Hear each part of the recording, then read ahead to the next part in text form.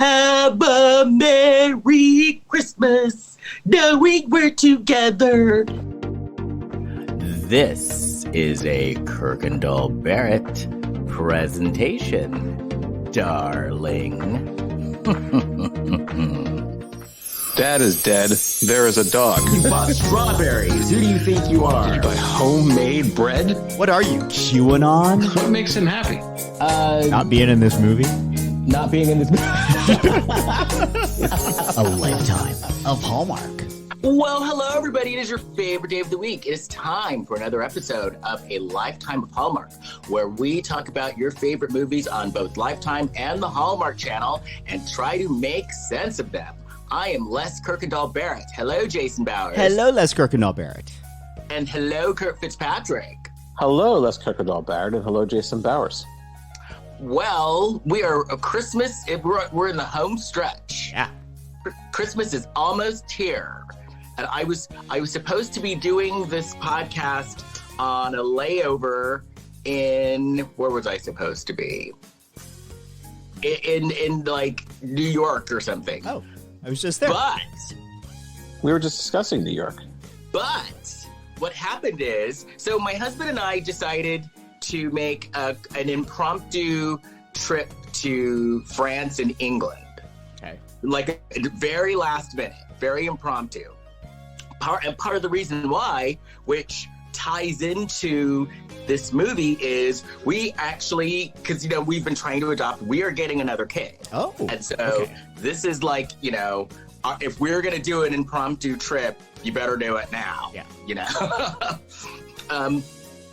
And so we went through one of those third-party carriers, which I will not mention the name. Okay. And so everything was set. Everything was paid for. Ooh. And we woke up today to an email saying that our flight or they couldn't process it and gave us the money back. Oh. You're not going anywhere. Oh, So no, we are. You're going to go somewhere. Oh, no, we are. But, and so the thing is, I was pissed because this had been going, they had a few days to let us know, and I'm like, we're supposed to go to LAX and fly out at 2:15 this afternoon, and you're just letting us know now? Yeah, that's shitty. So we ended up getting a deal and calling the airlines itself, and prices are actually not as bad as you think. Yeah. So we're leaving tomorrow. Yeah, You're going to Paris? Tomorrow, yeah, we're flying to Paris. The 23rd is my husband's birthday, so we're going to spend his birthday in Paris. And then we're going to go. We have friends who own a bed and breakfast in Bordeaux. So we're going to go stay at their bed and breakfast in Bordeaux. Nice. So it's going to be cool. And then we're going to Bristol in the UK. And then we'll be back on New Year's Eve in time to go to parties. Oh, wow. You're flying. Are you flying through New York City? On the way back? No. On the way there? Or no, on the way back. Okay, never mind. Because I was worried that you get stuck in the madness if you were. No, on the way back, we're flying a whole different way. Okay, got it. And even going there now, we're not even going to New York City anymore. Okay. But what are y'all doing for Christmas? You staying put? Are you going somewhere? I'm staying put. I am staying put only because I don't really like traveling over Christmas anyway, and then I also did a quick last minute trip to New York this past weekend, so I'm good with travel for now. No, we were just discussing that. I heard that there used to be holes in New York. Yes. Well, no. Yeah, tell us about this, Les. What are these Okay, holes? So I lived in New York during a different time.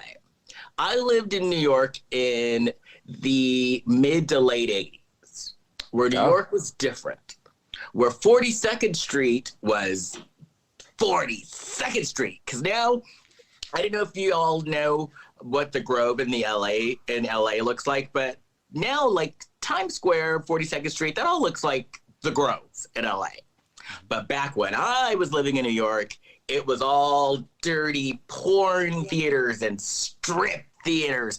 And like you could go and see, remember on that Madonna video, Open Your Heart, where she's like, you know, doing a little dance routine? You could go to a place and see someone like that. Yeah, what a time to be alive. Was that Express Yourself or Open Your Heart? That was Open Your Heart. Open Your Heart, okay. And so there were theaters, certain theaters that had like a little, what would you call it? Like a little. They still have like one place like that. Are you talking about glory holes? No, it wasn't a glory hole. No. It was just like a little peephole. It's literally called a peephole, yeah. A peephole. And so you could lift it up and look and see what the person in the room next to you was doing. Yeah. Oh. Yeah. What were they doing? Depends on the person. Things. There's still like one kind of like there's one kind of like peep show place still in Manhattan, but it's a few blocks away from Times Square. I did not go there this weekend. No, you don't want to go in there. I instead went to a Dave and Buster's near Times Square to watch the World Cup. That's much better. Yeah. Right. And plus, now you got Grindr. Yeah, you don't need it. Order in. No, you got Grindr. But yeah, I'm very excited to talk about this movie because I actually ended up liking this movie just for different, because it's, you know, for me it turned out to be kind of timely, but just at the end of the movie they got kind of deep, you know, and I was like, oh my god, they're making sense. What strides Hallmark has taken, right? I think, because it was like a year ago or so we were watching. They had two women together as a couple in that movie where it was a whole bunch of people getting married. So it was like a very short part. You know, we've gone just from for context. That was 3 years ago. That's 3. That was 3 years ago. Because this is Hallmark's big.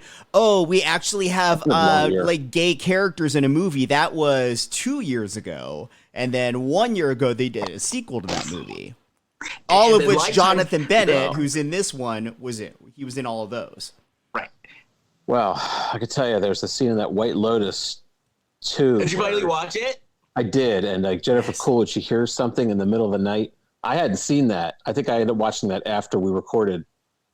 She hears something in the middle of the night, and she peeks in and she sees something. And all I can say is, I think a year from now, Hallmark is going to be more like that. Oh, if only. Are you talking about the scene with Jack? That's a Lifetime thing. Oh, if you know what I'm talking about. Only. Yes. It's with Jack. It involves Jack, who I love. My favorite part was those gays. Those gays are trying to kill me. Yeah. I like her asking. She's like, "Do you know those gays?" Those gays. Oh, where she's speaking to the captain. Yeah. Yeah. Ship captain. Yeah. All right, we're saying too much now. If people haven't watched. Okay. Yeah. It's funny. It's a funny scene. Yeah. Yeah, we're not giving any spoilers. But yeah, and so I got to tell you, this little town in this movie, there were a lot of gays in that town, like a lot. Well, I mean, they were suburbs-ish of New York. It wasn't. They weren't in the boondocks. But I was like a lot. Like he was the one guy. Jason was very popular in town. Yeah. Well, aren't there little gay towns? There are. Like town? Really? Wait, town? I think. Can I mention towns or will I get in trouble? Yeah, of course. Why not? New Hope, Pennsylvania, isn't that kind of I would say like a gay area? I would say it's definitely gay, very gay friendly. But it's not exclusively gay. No, not exclusive, but it's kind of a small town, sort of. I mean, I would imagine that started and continues because you've got gays that are in the city, like myself, and then you've got gays that are like, okay, like I want a little bit slower now. I don't want to be in a city, but I still want to live my life. And so and like I can afford to buy a house now, so that, you know, dual income households, it's really easy to go and buy a house outside of the city. Right. Get more bang for your buck. Yeah. But yeah, it was like the way that they like kind of you know, explained why he was the way he was. And I was like, wow, yeah, we have come a long way, Hallmark. I give credit for that to Jonathan Bennett, because he had story credit on this movie too. He didn't just star in it. So I'm sure he had many conversations with the writers saying like, hey, if we're going to do a Hallmark movie where the leads of the movie are gay characters, then we are going to treat this sensitively. Right.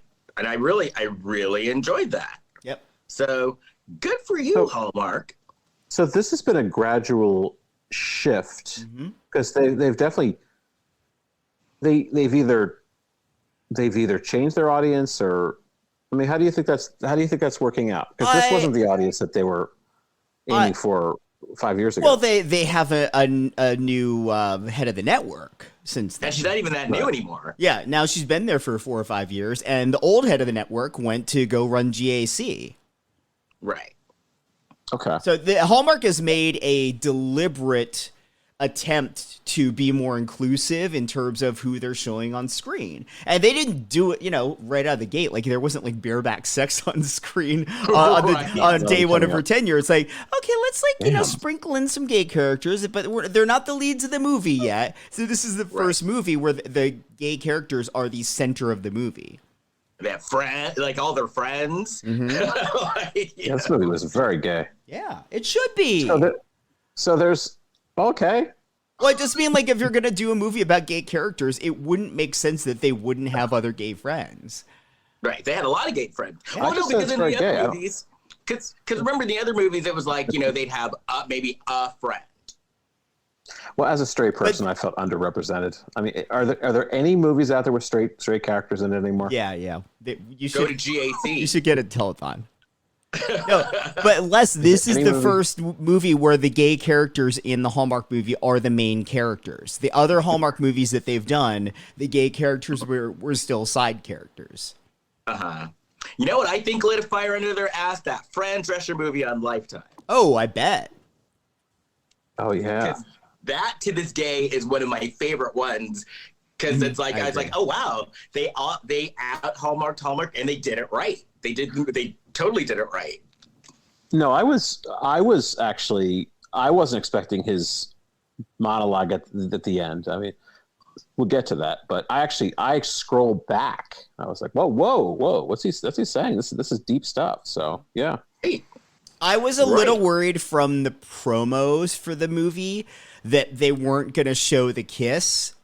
Because in the promos, like the intimate moment on screen that they usually show is the kiss. In this one, it was like two hands that are sort of nondescript. You can't even necessarily tell that they're two men's hands, or like they link together like they're one.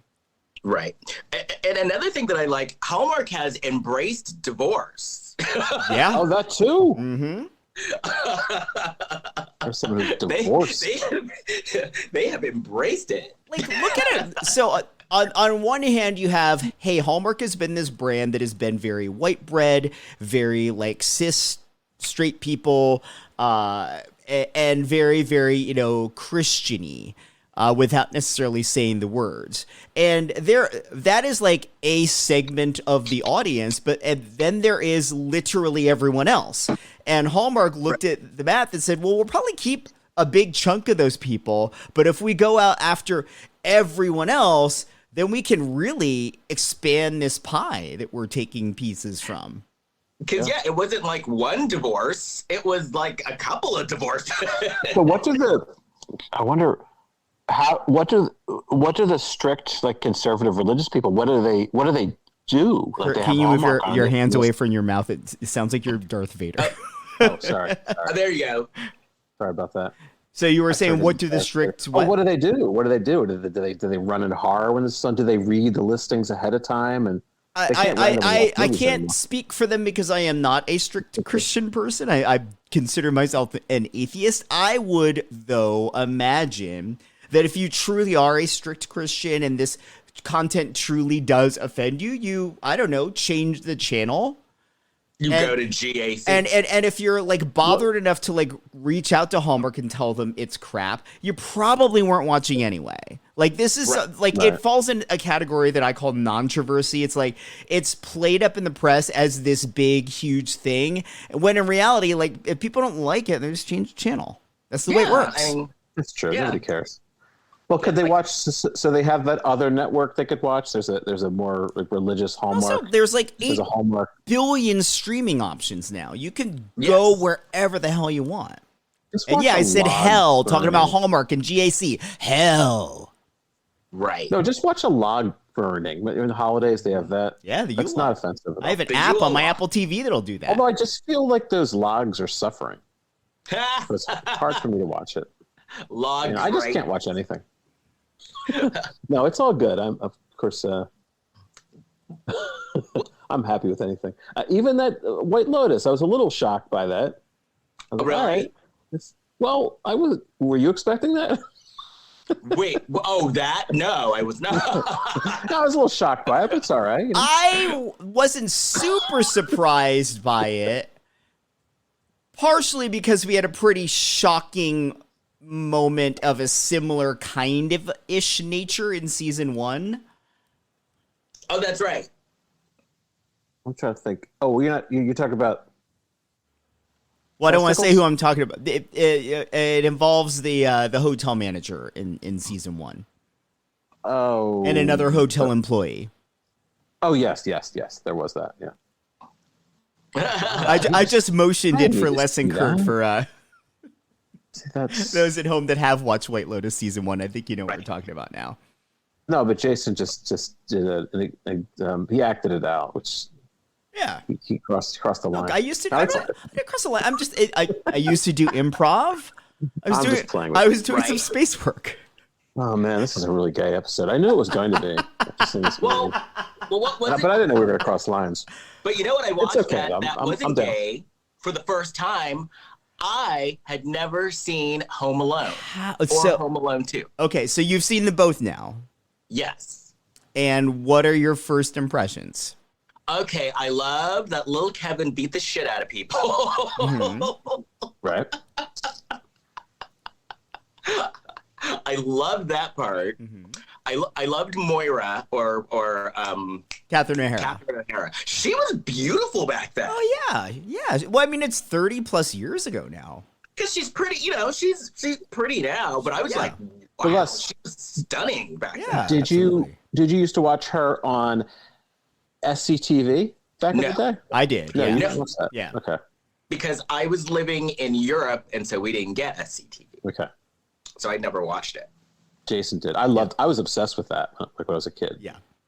SCTV. But anyway, Home Alone. Yes. I'm glad I'm glad with the Macaulay Culkin character anyway. I'm glad they stopped at 2. They did not. Oh, they didn't stop at 2. Because there's a 3. There is a 3, but it's a different kid. Yeah. They've made multiple movies. Yeah, but like the Macaulay Culkin was in the. I didn't watch past Home Alone 2 because when I saw it was a different kid, I was like, no, let's not ruin this. Yeah, it should be called Cash Grab 2. Yeah. Like let's not ruin this because I like Kevin. I like Kevin the way he is, and I like because number 2 was pretty good too. So I liked it with those two with him. Mm-hmm. Like he left on like an up. No. Yeah. Yeah. There's also a remake. And I like, both movies like center by hand of being nice to old people. I love the scenes with John Candy and Catherine O'Hara in the back of that truck. Yes, polka. Yeah. Like John Candy was so good in that movie, and he did it for scale. Oh, he did? He did it for scale as a favorite of Chris Columbus, who had directed him in Uncle Buck, which was a big hit. And he did all of his scenes in a day, and he was in a greater portion of the movie than initially anticipated. So he filmed for like 24 hours straight. Yeah, like he was Aaron Robert. Yeah, he was the only actor who was allowed to improvise. But he was correction, Jason. John Hughes directed Uncle Buck. Chris Columbus directed. I meant produce. I correct that. I mean I produced because John Hughes produced both movies. Yeah, I cried in both. Did you? Cool, because in the first one, when the old man met the little kid, the little girl, his granddaughter, and then in the second one, when he gave the bird lady the turtle dove, because she saved him. Yeah. How about in Home Alone 2, where they just like, don't they end up in like a random house just so they can have hijinks in a house again? It was like an abandoned building. Yeah. Yeah, because he's lost in New York, remember? Yeah, it was an abandoned building. How adorable was little Kieran Culkin? I know, right? Right? Like, if you watch Succession now, like, he's so good in Succession at playing a sleazeball, and then, like, going back and watching him in movies when he was, like, 6 years old. Like, oh, so cute. And the part that cracked me up the most is at the end of Home Alone 2, when the dad got the bill, and he's like, "You spent $900," and I'm like, "Wow, is that it?" Yeah, that's not so bad. He only spent $900. Yeah, $900 in New York too. Right? I was like, Kevin did pretty good. That bird lady. That's Brenda Fricker. Is her name? I believe. Yeah. She won an Oscar, and so when she won an Oscar, she got to make like a couple Hollywood movies. She did like 3 or 4 Hollywood movies, and that was one of her movies. As the bird lady, she saved him. She won for My Left Foot, and so she got to be in Home Alone. She was in So I Married an Axe Murderer. I think she was in Time to Kill. She did like maybe one other one, and then she did like Irish movies, whatever. That's right. Well, before we move on, this podcast wouldn't be a podcast without. Do you have any Black China news? Doing a piece of China. China. I'm talking China. The Black China Report. Here's Kurt Fitzpatrick. Okay, well, I've taken the opportunity of doing this to use some of my acting skills. So this is a good one for me. Oh, this is also the only article I can find right now. This is the holidays. This is kind of a retread. It's from the U.S. Sun, but it is an article that just came out a few days ago. It says that Kim and Khloe Kardashian had a strong reaction when their brother Rob told them he was expecting his daughter Dream, now 6, with his ex, Blac Chyna. Fans were shocked at Kim and Khloe reacting so coldly as they took a look back at a 2016 episode. In the throwback clip, Rob, now 35, said, "There's one more thing I have to tell you about." Kim, now 42, guessed, "You're having a baby." Wiping tears from his eyes, Rob said, "Yeah." Kim demanded, "Are you being serious?" Courtney, now 43, and Khloe, 38, sat beside Kim and stared at Rob in shocked silence. Rob replied to Kim, "No, I'm being Bible." That's what it said. What? I guess that's an expression the kids use these days. I'm being Bible. In other words, like I'm telling you the truth. I'm swearing in a Bible. It's scripture. Yeah. He says, "No, I'm being Bible. I'm being dead ass. But you have to understand, I've been trying to do this. I'm not even kidding."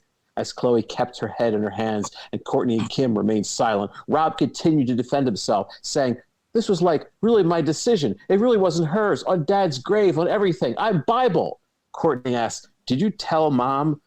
Rob replied, "Yeah, Mom knows. Blac Chyna didn't want me to say anything to Mom and you guys until she was 3 months. But I want Mom and you guys involved because I think it would be worse since obviously the engagement thing, how you all reacted, and then she starts to show her something." Kim said, "Congratulations." Courtney broke a smile and said, "Congrats." Still wiping tears from his eyes, Rob replied, "Thank you." However, Khloe still held her head buried in her hands and did not wish her brother congratulations. Fans rushed to analyze the old throwback clip in an online fan forum. One posted to summarize. I'm like, when we talk about this movie, I'm like the kid when he starts narrating the Christmas story. He's my inspiration. Okay, so one posted to summarize their perspective of the scene as Kim judging, Khloe losing her shit, and Court showing empathy and kindness towards Rob. Another fan agreed about Courtney and shared, "Court is the only one that gave proper congratulations and listened empathetically." A third agreed and added, "I feel that Court is the most empathetic." Yet a fourth fan demanded, "Why can't they be happy for each other?" A fifth simply said, "Khloe is so dramatic." We can leave it at that. Please do. And there you go. Well, I know you love this. It just feels like we're doing a Kardashian rewatch podcast now. Because, well, that was the news that was released this week. It was, as I said, it was a retread. Apparently, the fans started rewatching something from 2016. Right. Well, like probably on TikTok or something. Yeah, I guess so. I guess it's Black China adjacent. Well, I'm sure she'll be back for the new year with a new outfit and a new outlook on life for 2020. Yeah, hopefully she's up to something. You know she is. Sure, she's probably up to something right now. I bet she's probably in Hawaii or something. Something for the holidays. Anyway, She might be listening to our podcast. maybe she is. 2023, I want to have her on in 2023. I want to have Black China here talking to us. Let's get her number. And I want you to do the Black China report and then have her validate whether or not that'd be a fun game, yeah. Well, yeah, we'd have to do it. I want her in an outfit, everything. An outfit? Tokyo Tony can call in, and then of course we'd have to talk about a Lifetime movie because I think that would be more her speed. Well, I think if we do an episode with Black China, we just either we make her watch the movie, but then it should be something opposite of her. Like, I would love to see her thoughts on a Hallmark movie. So we'd make her watch like the Wedding Veil movie. Yeah, and there's 3 more coming apparently. Oh boy. Or we just do an episode where it's just us talking to her. Yeah. Oh, for sure. Yeah. So Yoko Ono still hasn't looked at my message. I wrote to her and asked her to come on the show, and she hasn't even looked at the message. So anybody out there, if you know Black China, you tell her she's welcome on our show at any time. Or Yoko Ono. Or Yoko Ono. Yeah. Or Exactly. Jack A. Or Vivica. Jack A anytime. Yeah. Anytime. And Vivica anytime is I just saw so many people. I just saw a Christmas Carol remake, and Vivica A. Fox was one of the ghosts. Oh, was it any good? It was good. It was a new Divas Christmas Carol, and Ashanti was Aphrodite Scrooge. Aphrodite Scrooge. And the ghosts were Vivica A. Fox, Eva Marcel, and then I forget who the third ghost was. But yeah, Vivica was one of the ghosts then. Okay. So there you go. There you have it. Well, it won't be the definitive Christmas Carol with Mr. Magoo. Oh, that's one of my favorite ones. Same. Because that's and I never realized until I hit adulthood that razzleberries were real. I just thought it was a cartoon thing. I never heard of it anywhere else. Razzleberries? Yes. Because remember Tiny Tim wanted razzleberry dressing and razzleberry gravy? Okay. Anyway, because remember, we'll have a Merry Christmas knowing we're together. Anyway, let's talk about this movie. The Holiday Sitter. So, we start off with like a legit opening, with like a legit opening song.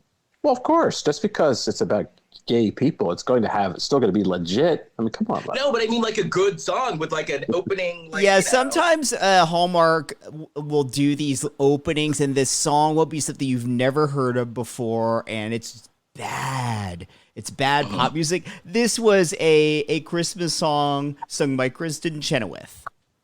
Yes. And yeah, we who's love delightful. Kristen Chenoweth. I love her. And then we're in New York. And we see Jonathan Bennett, or Sam, and Sam is sitting at the bar. He's waiting for a date, and it was like an online hookup. I think shows up. we should be fair, not a hookup, or at least, it was an actual date. I didn't get the impression from the Hallmark movie that it was a hookup. It was an actual date. It was a date. Yeah, and so the date shows up. He's very hot, a little late. So the date was a doctor, and Sam was like a business manager, but like a successful one who managed for like, it sounds like billionaires. So they're talking. They're kind of, it seemed like they were getting along, like getting to know you, but they were getting along. And then the doctor brings up kids and how he's an uncle and happy about it. And Jonathan or Sam was like, no, check please. And then he told the doctor how he didn't like kids, and the doctor was like, I gotta go. Because the doctor wanted a family. And so Sam is, he said he has a family and he has nieces and nephews who don't even live that far away from him, but he never goes to visit. And we also find out that for the holidays, he's not going to see his family. He's going to Hawaii.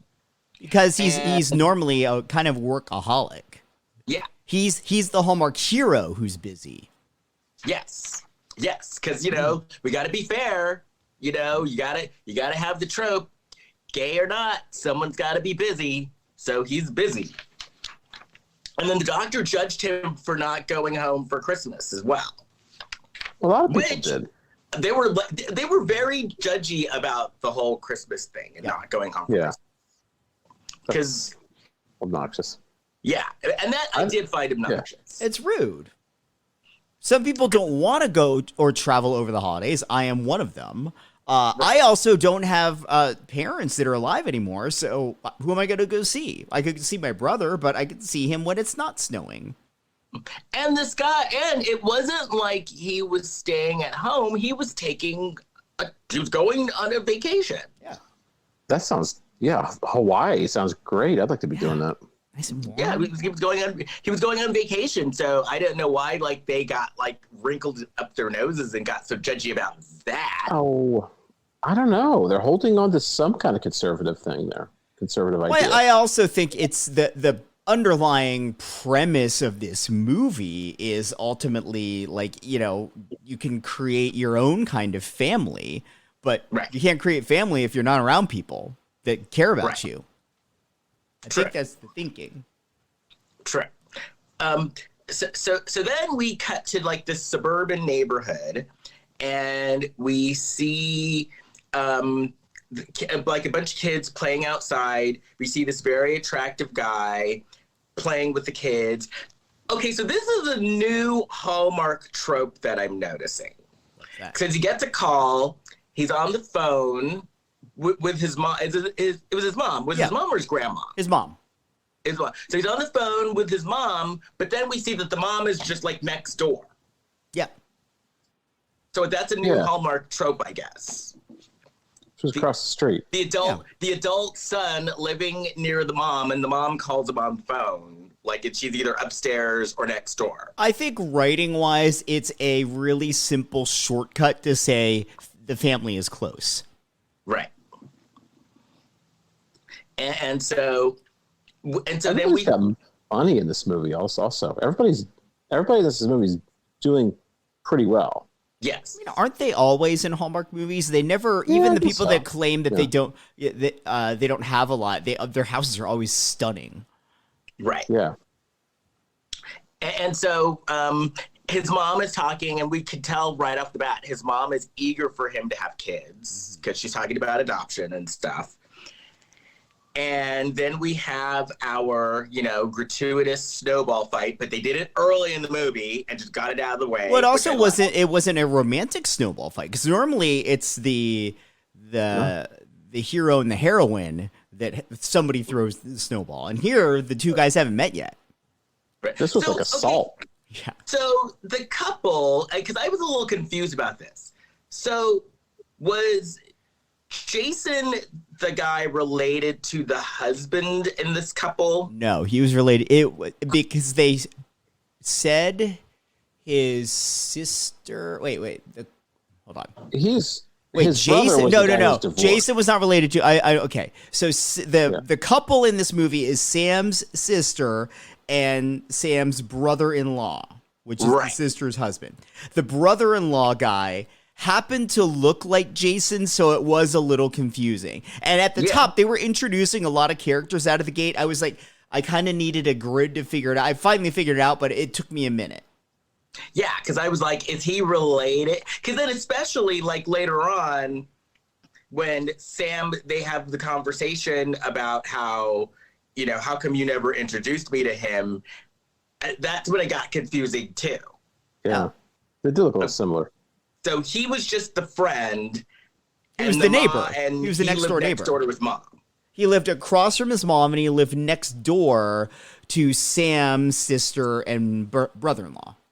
Oh, that's right, because it was funny, and we'll get to that. Yeah. How the houses looked. I thought that was funny. Yeah. So his friend, Sam's sister and her husband are adopting a baby, and they have a surrogate. That was surprising. They put that in a Hallmark movie, that it was a surrogate that was having their baby. Yeah. And that's what it was? Yeah. Yes. I didn't hear that. Yeah, that's why the sister wasn't the one that was pregnant. And that's why they had to leave, is because the surrogate was going to pop sooner than initially thought. So they were like, oh, we have to rush to like upstate New York or something where she's at. Oh. And that's why they needed somebody to watch the kids. Right. So it was his sperm? His sperm was involved? I assume so, yeah. It could be both their sperm and her eggs. Who knows? Yeah. Oh, Yeah. Yeah. Like she might just be want to be like, hey, I want a career and I want to keep my body, so. Hey, wait, you could do that? Yeah. So a surrogate mother, she has somebody's egg and someone else's sperm, and she just gives a whole different kid. Yeah. I don't think I was aware of that. Like I know somebody that it's his sperm. He had an egg donor, and then they had the surrogate who's like the oven, and he used he had two kids and used the same egg donor and the same oven lady. Terrible way to put it. Same surrogate for both children. Get this. So I have these friends who are a couple. I have these friends who are a couple, and so they were a gay couple. So they both gave sperm, right? Mm-hmm. And then they had the surrogate, and she ended up having triplets. Oh. So one's one and one's the other. So no. Yes, you can do that. Yes. You can? Yes. Is that right, Jason? Yes, that's biological. We actually talked about this in a previous episode. Yes. We talked about how there could be twins from two different fathers. Oh, we did talk about that. Yeah, it was like a soap opera thing. Yeah. Yes. But what about that happened on Day of Our Lives? But you're talking about triplets, so then I guess two came from one sperm and one came from another. Yes. It's possible that all three came from one. Yeah. No. Yeah. That's what Les was saying, that he knew that. I don't know for sure, but they both. Oh, all right. Well, that I Yeah. I understand. I don't think I knew that. So, okay. So the surrogate's carrying the egg. All right. Isn't necessarily the egg donor. It sometimes is. Yeah. We don't know what was going on here, but there's definitely a surrogate. I thought they were adopting a baby. I thought that's what was happening. No. So, or maybe Now you've got me thinking. I thought they mentioned surrogacy more than once, but they did. Heard surrogacy. They did at one point, because I was like surprised that they actually said the word. And that kind of makes sense, though, as far as like the urgency, because when it's a surrogate, like you have to take the baby once she has it. Yeah. And it could have I think where the adoption came in, I think maybe one or two of the other kids might have been adopted. Maybe. But then with a surrogate as well, though, there's still an adoption component involved. Oh, so like on paper, you have to legally adopt the child, even though the surrogate never wanted a part of it. Okay. That would make sense. There's still an adoption component to it. This movie is advanced. Well, now it's the new Hallmark. Now explain the entirety of female anatomy to me. There's a lot of sperm involved in this movie. Hey, you're the one that said that this episode was really gay. Yeah, well, So they were like, we've got to go and we've got to go now. But then we cut back to Sam, who's very busy, and then he meets up with his female friend, who we find out is a lesbian who's getting married. Yep. She's gay. Yeah. And she, so she has the ring, and he's very happy for her. But then he tells her, because she's like, well, when are you going to settle down? And he's like, you know what? Marriage is for other people. Mm-hmm. Oh, no, she was like, can you believe I'm getting married? And he's like, yeah, well, we thought marriage was for other people. That was I'm glad they included that in this movie. Mm-hmm. I thought that was an important scene to see. I didn't hear it that way. I didn't hear it that way until it came up later. I thought they were kind of talking about their own themselves. They were. I think they were saying that, like, we never thought this because when you're younger and single and ready to mingle, you're not thinking about, I'm going to settle down. But also, we as people from the LGBTQ community growing up, you don't see as many images of families that look like us. So, to us, it didn't seem attainable. And let's face it, when I was in my 20s, it wasn't legal anyway. No. You couldn't legally get married. It was not an option. So, right. And it took, I'm married now, but it took some getting used. The fact that I could get married, it took a long time to get used to the fact, even after it was legalized, that I could actually do it. And I waited until later in life to do it. That's okay. And even when it comes to adopting a kid, it was like something that I just still never thought that it was just something that I could ever do. Mm-hmm. So, so I totally got that.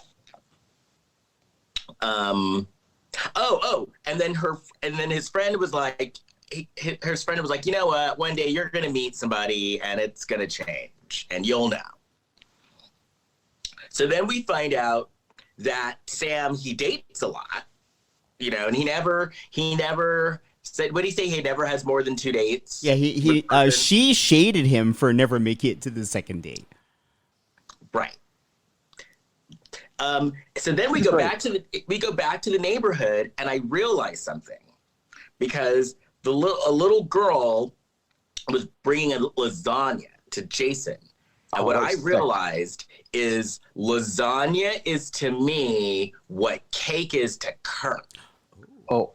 Because I love lasagna. Like, that was a thick lasagna. Yes. That was a huge lasagna. I like lasagna too, and I make a mean lasagna. Mm-hmm. You love my lasagna. Well, next time I see you, better whip me up one. I will. If you want to come to Rogue, I can make a... Yeah. Oh, no, I'm going to be there. Oh, you will? Oh, I'm not going to make a lasagna. It's good, I want you to post the recipe to our Instagram. Yes. I make the sauce. It's no ragu, man. I make my own sauce.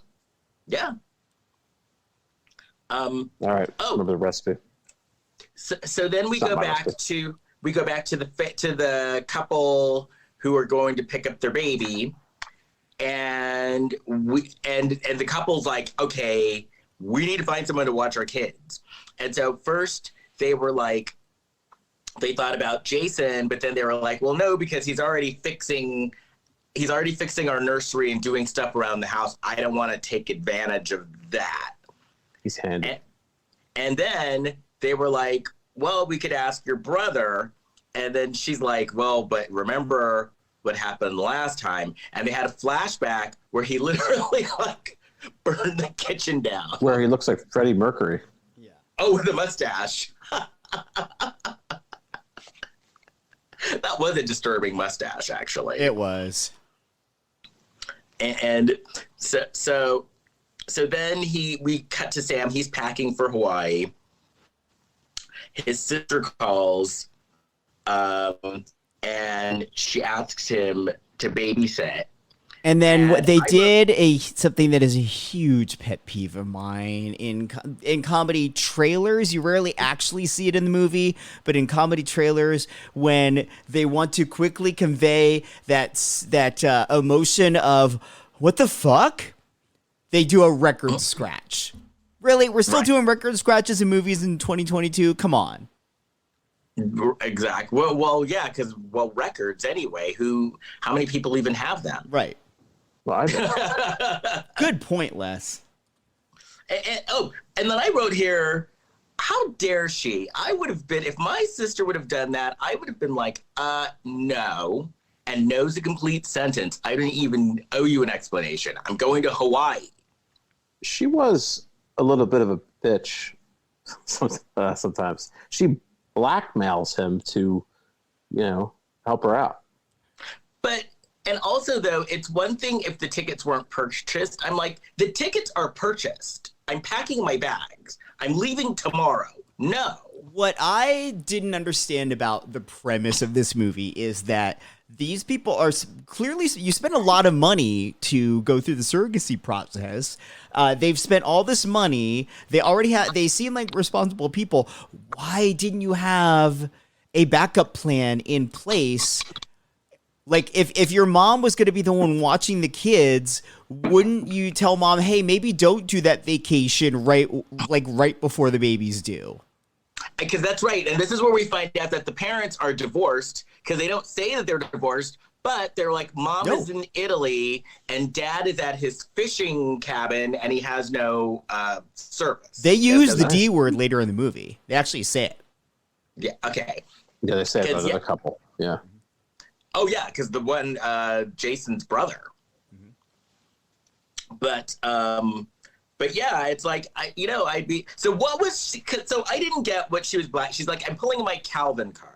So what exactly was the blackmail? He went out with Calvin, but then she told the parents he was out with Sonia.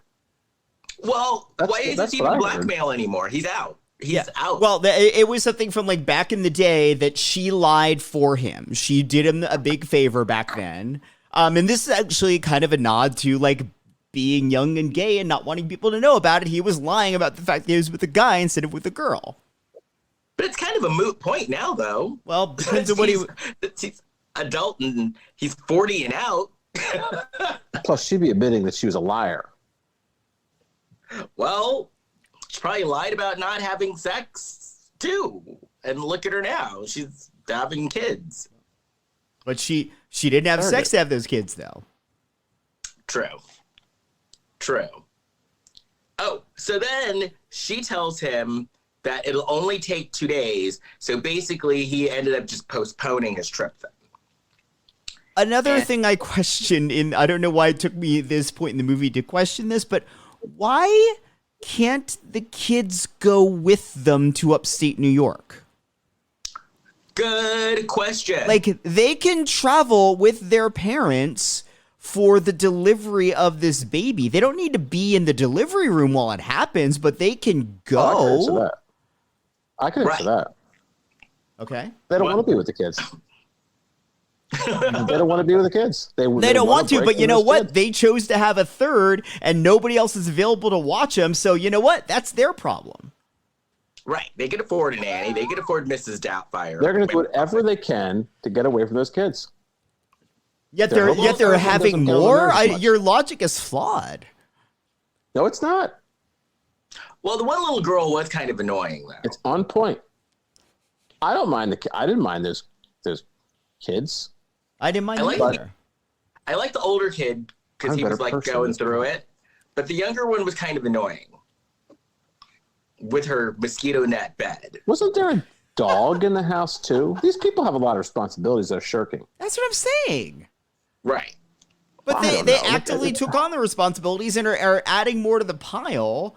So I don't think they're trying to get away from their kids. They're trying to add to the brood. Believe me, I'd be throwing everybody in the car and saying, let's go up and see the strange lady pop up your next kid. Maybe that's what it was. Maybe it would be confusing to the kids. Maybe. If they see some woman, with a strange woman with her legs open, and they pull out a baby, say, this is your sibling. Right. I don't know what's going on. Right. You painted a picture. I sure did. So by the way, I'm the Jason's Rembrandt insane. of Not Jason, Okay. not Jason Bowers, but Jason in this movie. no, not after is the that saint. acting out. Oh, before, he's no. absolutely a saint. Because he offered to stay with the kids until Sam showed up. Yeah. Yeah, Saint pushover from the. All right, no, he's nice. And then who was that? Because I have here, Sam was talking to he's talking to his friend, his friend who was getting married, and she's like, "Wait, you don't like kids?" But he was going. Yeah. And so he shows up, and Jason and one of the kids are playing video games, and there was a knock at the door. Oh, I love this part. So Sam shows up, and so he earlier in the movie was talking about the suburbs and making fun of suburban houses. Mm-hmm. So, and it had already been established that he rarely went to go and visit his sister. Like, he rarely went. So he Ubers or taxis to the house. Gotta be expensive. And he expensive. sees two houses. So there's this modern looking house, and then this just like a regular suburban house. So he starts walking over to the regular suburban house, and that was the gay guy's house, and the modern house was his sister's house. I thought that was hilarious. And so the gay guy so Jason is in the living room and sees him walking over, and so he runs out and grabs him. Oh, is that what happened? See, I thought in the watching this that it was just he was going to the wrong house, and I'm like, how does he not know there's like numbers on them? But now that makes more sense. Okay. Because his sister's house was like very modern looking on the outside. So in other words, Jason had brought the kids over to his house and was playing video games over there. Okay, got it. No, I was confused as well then. So Everything is. Yeah. Okay. Oh, so this mother, did you guys ever watch that show where the families would switch? Wife swap? Wife swap, yeah. Mm-hmm. This woman was like, his sister was like one of those women out of Wife Swap. Because you know how like one woman would be a hippie and she'd go to the other house where the mom would have a list of all the chores that the kids would have to do and da-da-da-da-da.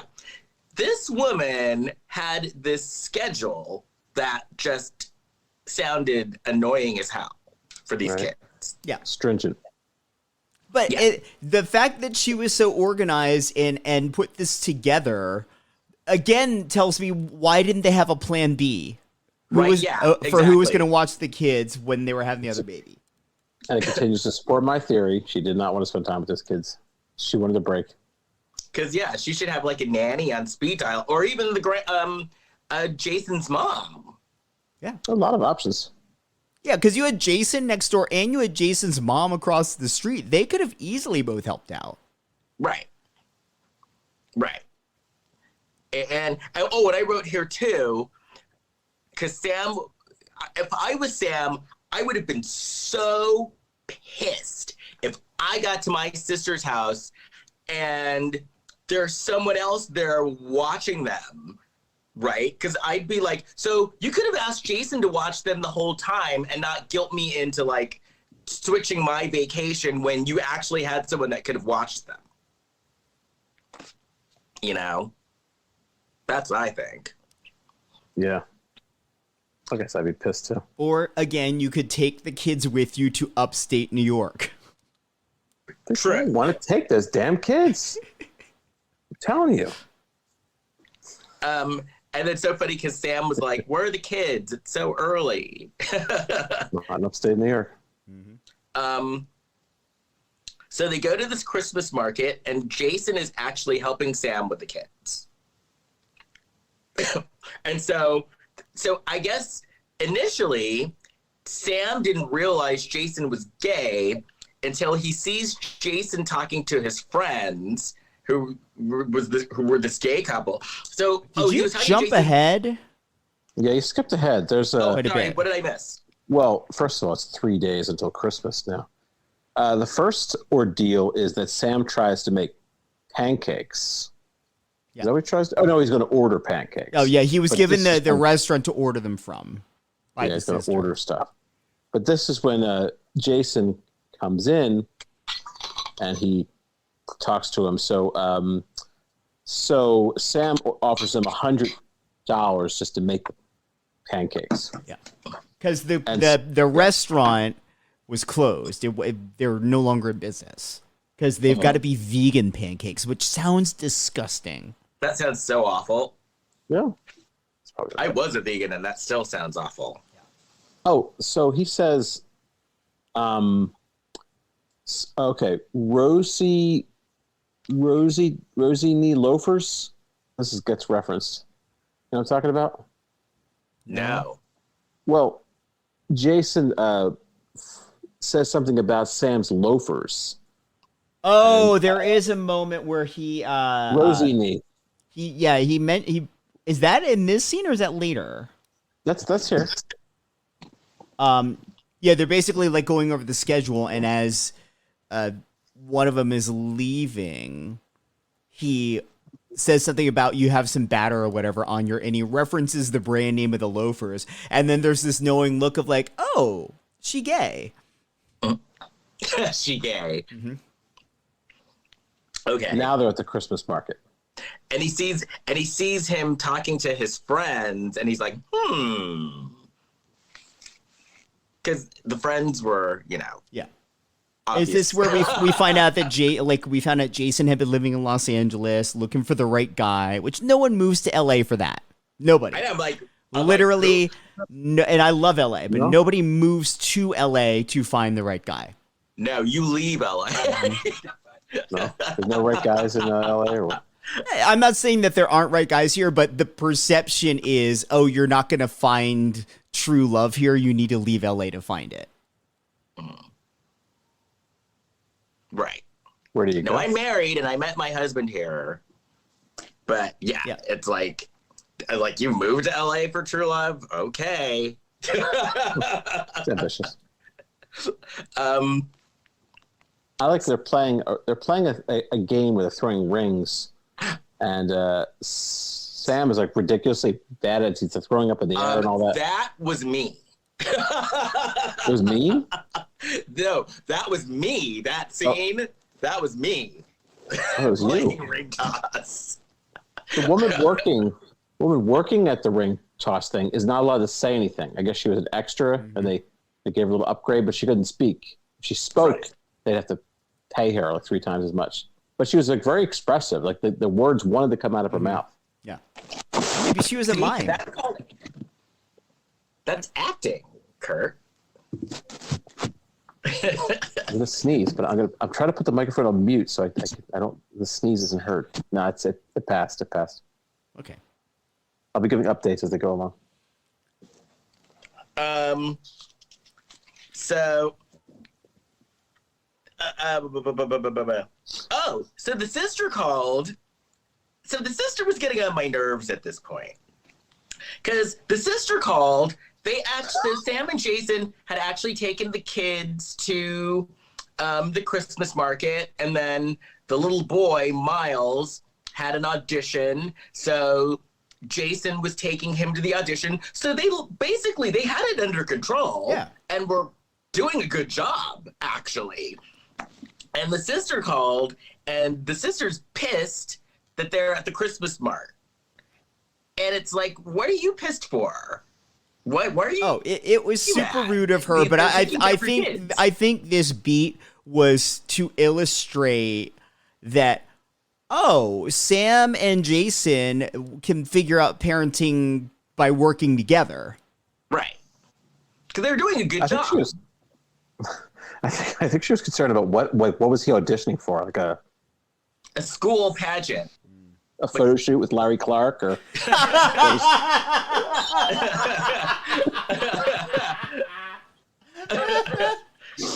there's some concern there. For those that don't get the reference, look up the what year was that? Or early '90s, a movie called Kids.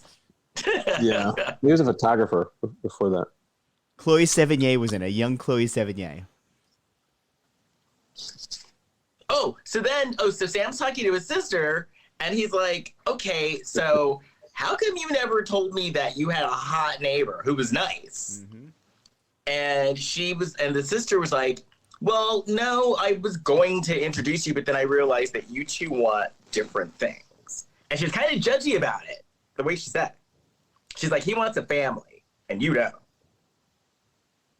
And so then Jason and Miles, the kid, come back from the audition, and Miles got. Oh yeah, they did audition. Yeah. Miles got the part because Jason's brother Eddie is the director. Yeah, and so nepotism. But they said that Miles is a little queasy because Miles has a crush. And that was Jason's niece, right? Who Miles had the crush on? No relation to Jason. Okay. Actually, no, wait, no, I take that back. That might be, that is Jason's niece, I think. Because she called Jason's mother grandma. Yeah. You're right. Oh, okay. There were a lot of people in this movie. Yeah, that's what I'm saying. So at points it was a little confusing, and then when you have actors that look a little bit alike too, that throws it off a bit. Yeah, because I remember she called Jason's mother grandma. So at this point in the movie, Sam has said the word gay, and he has said the word divorced. Like next, the kids soon. I think you just said it. I think at the next Hallmark movie, we need to see these kids huffing poppers. Right? Yes. Right? Exactly. Or the word lube. Yeah. Right. Coming from grandma. Lube from grandma. Yeah. Grandma has a stripper pole too. Man. So Jason Walter, was talking I'm a little dry down here. She's asking Walter for the lube. Oh, yeah. So Jason was telling Sam about how Miles was nervous, and he asked Sam, because Sam had mentioned earlier how he had done plays as a kid. So he's like, why don't you talk to him and like calm him down a bit. So the baby was born. Sam wakes up. Jason is making breakfast. Jason is making Santa waffles. Yeah, that's ambitious. Did you jump ahead again? Oh, I think I jumped ahead again. Sorry about that. Yeah. Yeah, what do we skip here? I've got baby. I don't think we're at the baby yet. Oh, no. So, we find out Sam's parents are divorced. He tells Jason about Hawaii, gets shit about that. I think we talked about that. And then Jason's mom shows up, and the dog goes nuts for a reindeer that Sam is holding, and he knocks over the tree. I don't know why we needed that scene. That did not move the movie along at all, and we never referenced that reindeer again as far as a fetch toy. Yeah, I think so. Because they reference the reindeer later in the movie, too, and I'm like, it's not full circle, because there's not another fetching of the reindeer. Right. The mom, mentions something called the Christmas Lights Walk. And then Jason's talking about his exes, how he was looking for happily ever after. We've talked about Ellie, the lesbian. And then this is the big speech we were talking about earlier, where I don't remember if it's Sam or Jason says, maybe it's easier to, no, I think it's Sam. Maybe it's easier to run if there's not a reason to stay. Okay. And now we have the baby. Okay. And then and then Sam woke up, and then Jason's making the Santa waffles. 2 days before Christmas. And he's teaching Sam how to make Santa waffles. This also, in this moment, did you get the Mean Girls reference? The very blatant Mean Girls reference? Stop trying to make fetch happen. That's why the reindeer thing was in the movie. It was to facilitate them saying that line. So when Sam had that reindeer in his hand, the dog comes to get it. Sam says, "Stop trying to make fetch happen," which is Lacey Chabert's line, or I mean the Rachel McAdams line to Lacey Chabert in Mean Girls. So do you think that now that, like, you know, Hallmark is embracing the gays, that Jonathan Bennett is kind of like the gay Lacey Chabert? Oh, absolutely. He was already a staple of Hallmark before he started playing gay characters in the movies, but he's sort of like Luke McFarlane. He's done both. Like he could play gay or straight. Because so he's like the gay darling now of Hallmark. Yeah, for sure. So is this the part where Jason goes to the shop and his brother's working? And his brother's talking about how his brother's in a post-divorce funk? Well, let's see. I have that Jason's making breakfast. He makes a coffee, and Sam's excited about that. There's an issue because Sam's still planning on going to Hawaii. Oh, he judged. That's right. He judged him. Yeah. Once again, I don't get why they're judging this guy for going to Hawaii. It's not like he's not doing anything wrong. He's just going on a vacation. Oh, yeah, that's right. You're talking about the holiday store. Yeah, this packed holiday store just filled with junk. And that's when the brother... That's a Hallmark trope, actually. There's always a holiday store, but it's never like, oh, it's like rows of Hallmark cards and things. It's always just like weird Christmas knickknacks, and none of them go together. Right, it looks like an estate sale. Yeah. And the brother could tell that Jason was into Sam, and the brother was like, well, come on, he lives in New York and he actually lives close. You should go for it. Yeah.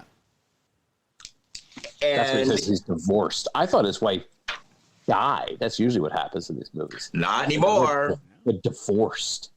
He's really divorced, man. He seems like he's compulsively masturbating and he's going through a really deep hole. Speaking of holes. Wait, are you saying that the brother, like Jason's brother, compulsively masturbates? Yeah. Okay. The divorced guy. Yeah. Yeah. What about him made you think that? He just has that look on his face. Do you think like he's doing it on look? screen, but they only film him from like the chest up?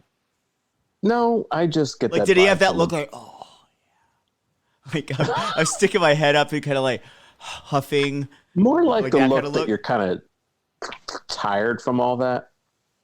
Oh, he's like worn out. Like that took a lot out of me. Right. Yeah, he's kind of dragging himself along after all that. He's used up his energy. Yeah, that'll happen. That's funny. Like he's spent. That's the word. Yes. Yeah. He's spent. Oh, so then Sam is helping his nephew rehearse, and the kid's horrible. Well, who does he? Doesn't he remind us of a certain performance? Oh, does he? Oh. That's not possible. This trail's been closed for 8 years. It's extremely dangerous. I think we're He being was better than that, though. I also think we're being unkind. He's a kid. He's a I think kid. it was similar.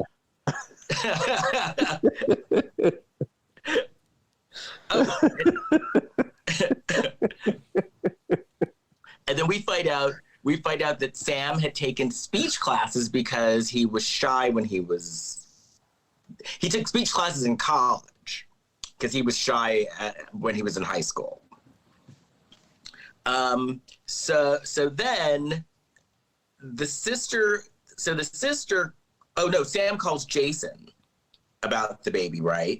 And is this where the sister called and the sister, like, they're trying to figure out how to get home? Yes. So they're trying, they need to get home. They don't have a way home. They've got to be careful because of the baby.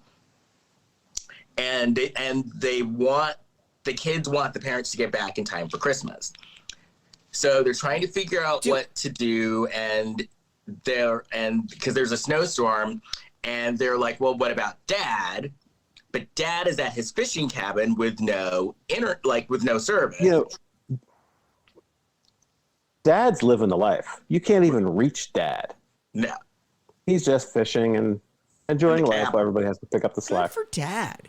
I didn't understand how this type A woman who went nuts creating those schedules and figure out restaurants to order pancakes from, how they hadn't planned for how they were going to get the baby home. Right. That made no Can't fly sense the to me. baby. But they would have known that before because they have 2 other children. Yeah. They knew they couldn't fly with a baby. I never do that, but I guess that makes sense. Yeah, you yeah, can't 'cause fly they're if the newborn. baby's under 6 weeks, I think it is. You can't do that. Okay. They're going to drive with the baby. They got to do something with the baby. So they're trying to figure out how to get a hold of the dad, and Sam is like, "Oh, his neighbor. Why don't you call his neighbor?" And she was like, "How do you know about the neighbor?" And he's like, "Oh, because I used to go there when I was a kid. I used to go fishing there during the summers when I was a kid. And this guy, mom, would always get a hold of this guy when she's trying to find dad." So, I think I know what mom was up to with this friend. well, mom was in Italy, running around over Living the Christmas. life. She was Living the staying life. at the White Lotus. Right, exactly. That's right. She's on a yacht. Oh, you on the yacht? With the gays. Those gays. Those gays are trying to kill Do me. you know those gays? Those gays. I was working on her voice the other day. Oh, those gays are trying to kill me. That's pretty good. Did you see oh gosh, what's her Chloe Feynman on Yeah, SNL over I the saw that, weekend? yeah. That was a really funny sketch. Yeah. Yeah. She's like, "Did you write that song? Did I write Jingle Bells?" Yeah. Well, who did? Oh, so then we see Jason, and he's painting. Like, he's painting. Because he's their contractor after all, so he's doing his contract work. And Painting. I'm good at that. and Sam is telling Jason that, "Oh, I changed my departure date. I'm leaving, on Christmas Day to go to Hawaii." And Jason, like, gave him a stink face. And it's like, why are you giving him a stink face? He didn't know you when he made these arrangements. So what are you judging him for? Well, Sam was kind of taunting him because at one point when Sam had walked in the nursery, he takes off his sweater and Jason fully checks him out while he's doing that. He undresses him with his eyes. I thought for sure the shirt was going to fully come off, but he had an undershirt on. Right. And so this is where he gives him a check, right? I think so. No, yeah. no, that's later. I thought. I Or think they're it might talking be about later. the check. They're talking about the check. Yeah. Because Sam mentions, "Oh, you need the retainer for an adoption lawyer. That's why you need the money." And then Jason starts talking about how he would go on a date, and whenever he would tell a guy that he wanted kids, the guy would ghost him. And so, yeah, that's why he left. And so then we cut to there. It's like before the show. There's a costume fitting. He still sucks. That's not possible. This trail's been closed for 8 years. It's extremely dangerous. And then He is on that level. the drama teacher, who's also gay, I was like, this town was like just, I bursting suspected that gay. too. I wasn't going to say anything. It's rare that gay people go into the theater too, so this is really groundbreaking. Never I happened know, what a before. stretch. Gays in theater? Who knew? How about Sam and the little girl are sitting there eating these donuts? This guy eats a lot of carbs. Who, Jason? And I do too. No, Sam. They're sitting there eating donuts. Well, that's because Sam is a gay that lives in the city, so he's a big cokehead. Right, He can afford the carbs. right. So that donut is probably breakfast, lunch, and What? dinner. Yeah. Oh, I And see. then, Yeah. and then he'll intermittent fast the next day. And I ate a donut today. I felt like justified watching that because I ate a donut today. Man, it was like I was giving up. It was like a peanut butter something. There was a peanut butter cookie wedged in the donut. I'm never eating it again. Oh, that sounds good. It was too much. Cream and I gotta stop. I gotta start working out. So then Sam gets a hold of their dad, And he's like, Dad, you're going to save Christmas. So the dad heads to pick him up. And so then this part cracked me up because so they were gift wrapping, Jason and Sam, and they're also talking about, hey, you know, we need to help Miles somehow and give him a pep talk. And Sam started to tell Jason, you know, I don't want to take advantage of you. I've been leaning on you a lot, and you've been great helping me out, but I don't want to feel like I'm taking advantage of you either. Yeah. And so, so this is the part. So the little girl, they're gift wrapping, and the little girl walks in because she wants to talk to Sam, but they start covering themselves like they were doing something that wasn't gift wrapping, if you know what I mean. Oh, really? Because they looked kind of guilty and they were covering themselves. Yeah, the body language was as if they had been messing around, even though that wasn't what happened in the movie. But it was played like a different kind of beat than it was. Yeah, and I think that was a deliberate choice. So the little girl's like, I need, Sam, I need to talk to you. And so he goes up to her room, and her bed has like mosquito netting on it. And I'm like, why does this bed have mosquito netting on it in suburban New York? And so she's talking to Sam about he figures out that she's actually, well, the little girl's worried that her mom won't make it home in time for Christmas, but he can also feel that she's also kind of sad because a new baby's coming in, and so she's not the youngest anymore. How do they explain to her this whole surrogate thing? Because even I have to wrap my mind around it. Well, she's a child of the 2020s. It's probably more common. I don't think you have to start talking about like fallopian tubes and stuff, but they can kind of broadly tell her that like there are other ways to have a baby, and there's this nice lady that's helping out mommy and daddy. Right. Exactly. Yeah, I guess you could do it that way. I'd just give up. So Sam talks to her about. That's why they left the kids. You just give up. No, I'm sure I'd hang in there. So he's talking to the girl. He cheers her up, and then it's one day until Christmas, and so then we find out that Sam cooked breakfast. Yeah, muffins, biscuits, all kinds of stuff, and everyone's shocked. Yeah, he went all out. He didn't just make scrambled eggs. He did the thing. So then the dad goes and picks up the sister and the husband and the baby. And we find out in this moment that Sam deliberately missed his or changed his flight so he can go to Jason's Christmas brunch. Yeah, because they were judging him because earlier Jason's mom invited Sam to the Christmas brunch, but Sam was like, "Oh, I can. thank you for the invite, but I'm heading out to Hawaii," and she judged him too, hard. Yeah. So Jason gave Sam a gift. He bought him an ugly Christmas sweater. And also, because tonight was the night of the pageant, he bought him an ugly Christmas sweater, but also a shirt for tonight.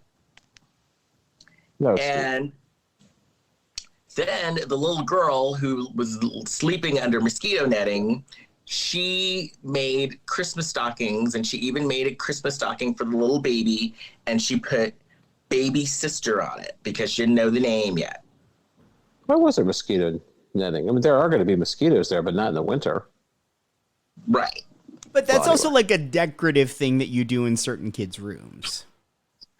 Well, that trend needs to stop. Oh, yeah. I think it's ugly, too, but I've seen it before. So it's time for the show. And then Grandpa shows up with everybody.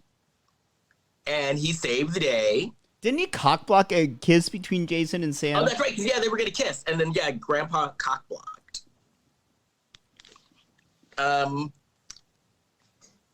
So then they're backstage at the show, and we find out from Jason's mom that the little girl, Arabella, has a crush on Miles.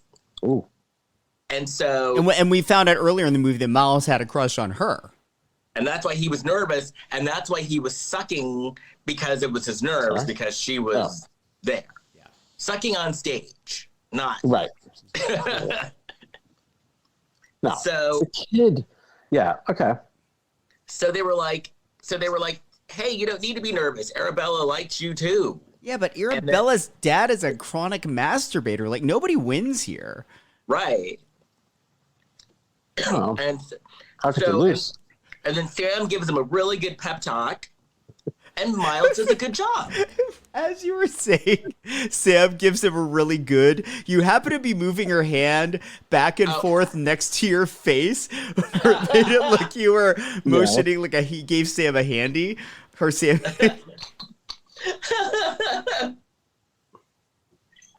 It seems like the entire play was just exposition given by Miles. Yeah.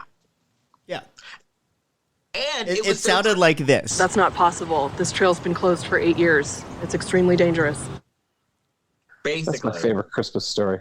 But at least, because initially they told Miles that he didn't need to memorize his lines, and Miles he memorized his lines. He's not going to hold a book.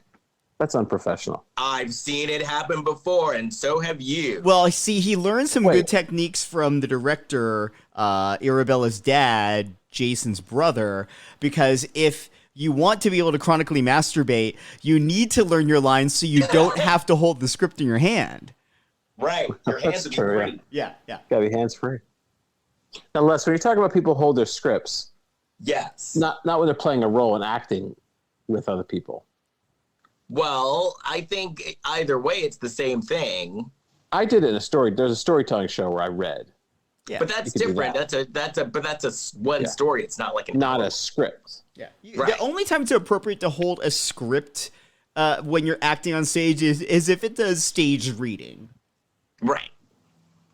Or if it is a situation where a person got sick like the night before and you're helping out by replacing them and you don't have to learn. I did do one show because the only way I could have the show ready at a certain time in terms of like the writing, it had to be written at the very last minute. So I chose to have a music stand on stage for one show. And then I liked how it worked out with that. It just kind of worked out. And people who saw the show said they liked that. I know there's a funny story from Friends that Courtney Cox would forget her lines a lot, so she would write little note cards and leave them throughout the set. And there's like a fruit bowl in the middle of Monica's table, and she was doing a scene, and Matt LeBlanc knew about her little trick, so like hid her card, and she's like trying to do the scene and can't find her lines anywhere. That's funny. Yeah. But otherwise, yeah, you should learn your lines. Yeah. Oh. So then,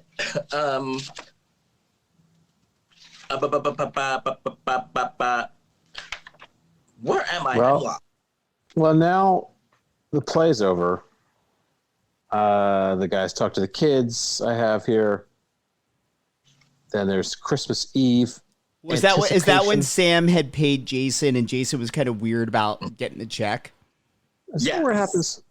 I have his family. Oh no, they go through this whole thing where they said the family would turn off the lights and they would sing Silent Night. So they do that. But then that's when they come home. That's when his sister and the husband come home and cock blocked again. Yeah. And meanwhile, the next day, Sam had canceled his trip, and he was staying. Well, the sister named the baby after him. The baby's name is Angelica Samantha. It's like, aww. Well, she wanted to give the child like a Christmas kind of name, right? Right. Angelica. So she could have named Angel. She could have named the kid Ernest after Ernest Saves Christmas. Or Medea. Ernest. Medea had a Christmas movie. Mr. Magoo. established earlier. That could be the name, Ernest Medea Magoo. This is my child. It's a great Sounds drag like a name. drag queen. Yeah, drag queen. Ernest Medea Magoo.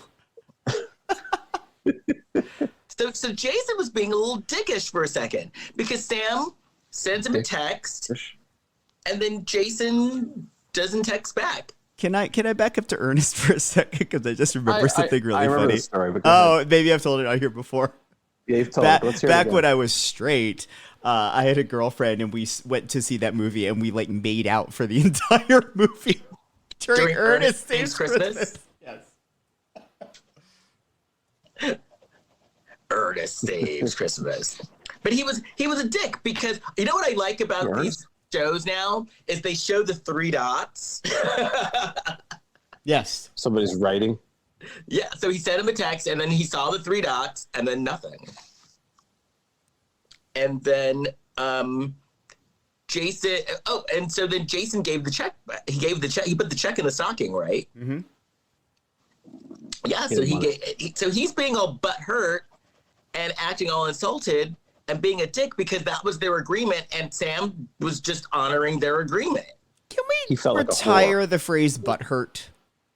Okay, he was hurt. Yeah, I only, especially in this context of where we're talking about this sort of monumental gay movie for Hallmark, and then we're using sort of a derogatory, or what's meant as a derogatory term.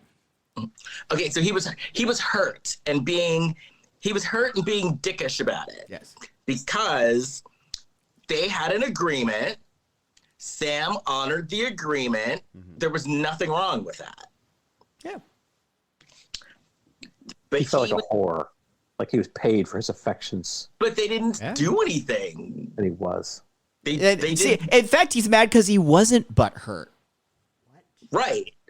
I thought we retired And butthurt. it's not like No, I'm saying because you're saying in a literal sense. Well, I'm saying in the literal sense, which is how it should be used. He wasn't butthurt, so he's figuratively butthurt. I would like to retire the literal butthurt as well. Because it wasn't like he left the dollars on the nightstand after having sex.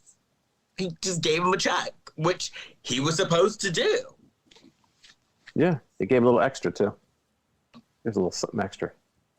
So this is the part that I liked because then Sam was talking. So Sam was upset for good reason. I'd be upset too. Mm-hmm. And so his sister was judgy towards Sam too because he was like, I'm leaving, and the sister makes some remark, oh, you're not going to be back for years or something because, he didn't go and visit a lot. And so he basically was talking to his sister and explaining why he was the way he was. And he basically talks about how he was brought up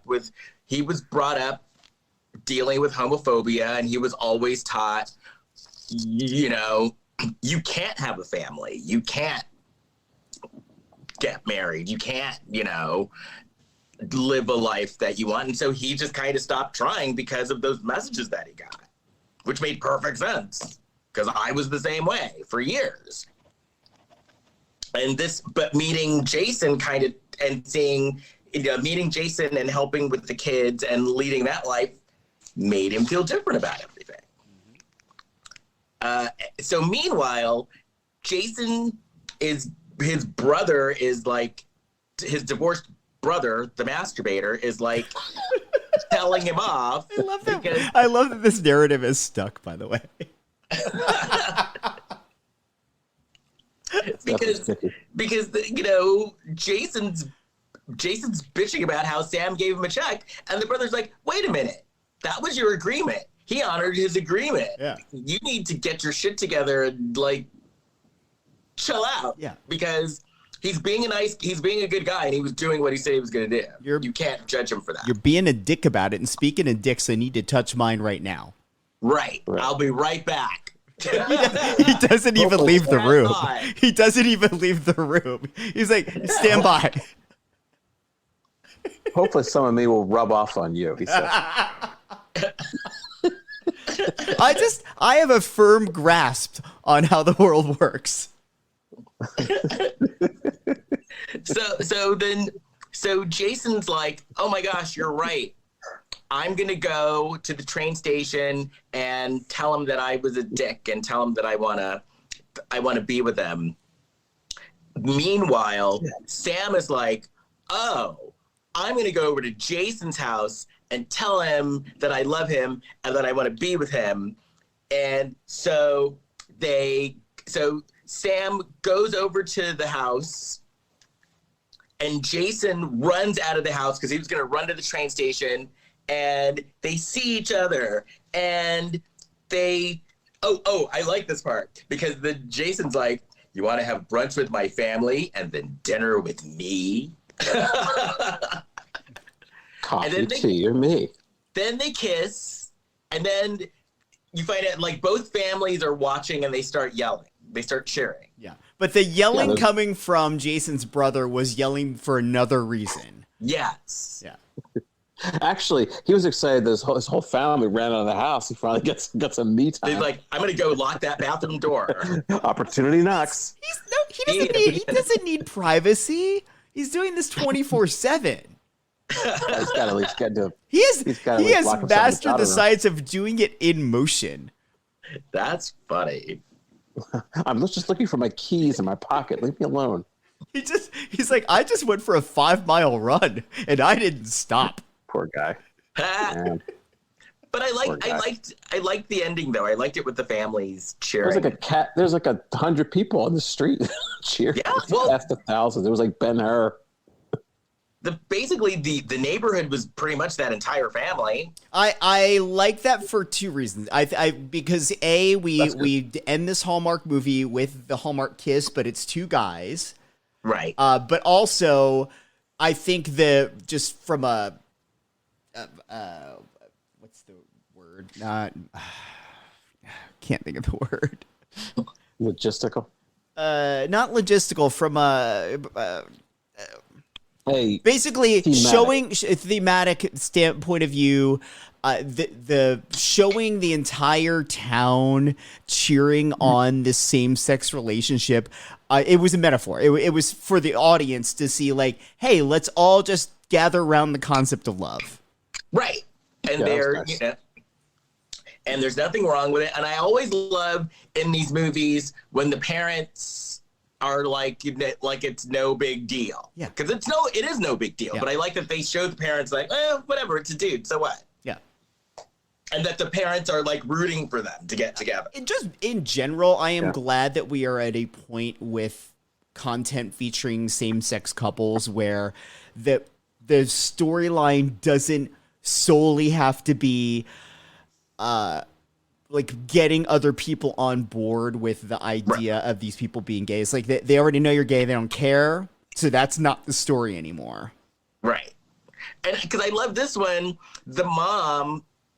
Jason's mom was just obsessed with him having kids. And because she was like, because she was talking to him about adoption too. And she was like, yeah, because I can't wait to have more grandkids. And it was just matter of fact. Well, yeah. And if you look at your other son, you're like, okay, Jason's my only hope for like a sane child, because this one over here constantly touched himself. Yeah, he's got a daughter, but is that going to happen again? My best shot at more grandkids is through the gay one. Right. Aren't there other siblings though? It was like one of like 7 kids. Maybe they probably stay away because their creepy brother. Right, because there were a bunch of kids there. Because she was saying, because the grandmother even said she had a bunch of grandkids. Yeah. She needs more? Yeah. Well, moms are like that. Mm-hmm. The compulsive masturbator, no, he's got to get some help, get some therapy. And that's no way to deal with a divorce. Don't shame him, Kurt. You don't just because you don't go around touching yourself that I know of, does it mean that maybe this guy is happy with his life. And maybe he's doing it in a way that's not hurting others. Well, he had a puss on.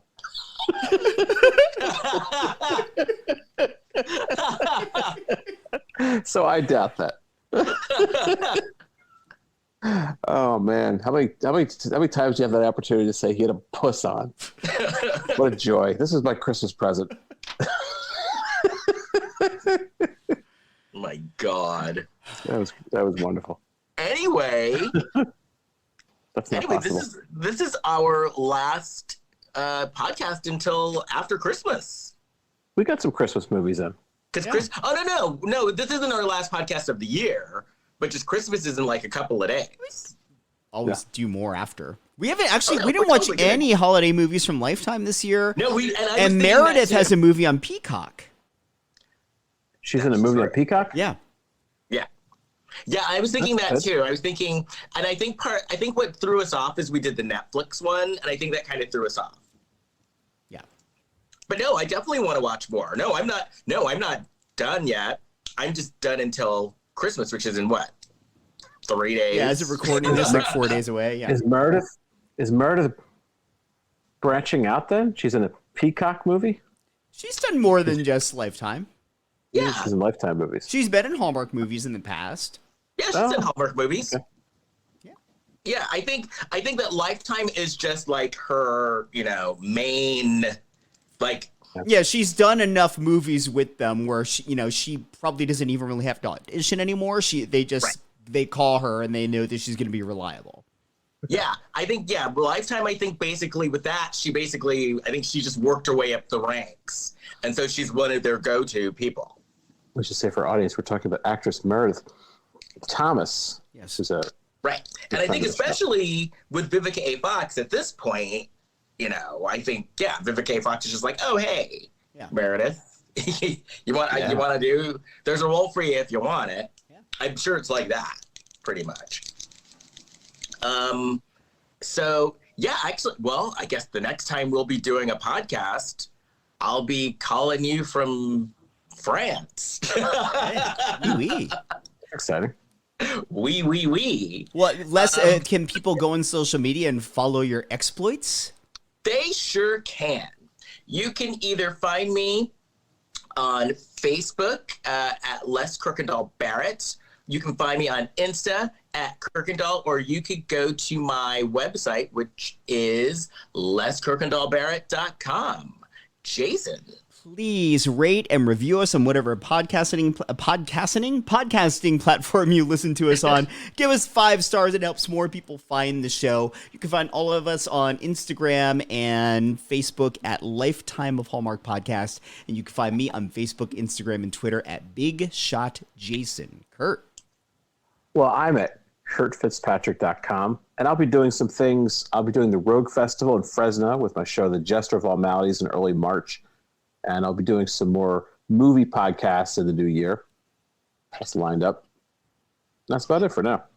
And speaking of shows, in January 11th through the 15th, I'm going to be doing my show, The Real Black Swan, Confessions of America's First Black Drag Queen, at the Orlando Fringe Mini Fest. And if you want more information for that, you can go to orlandofringe.org.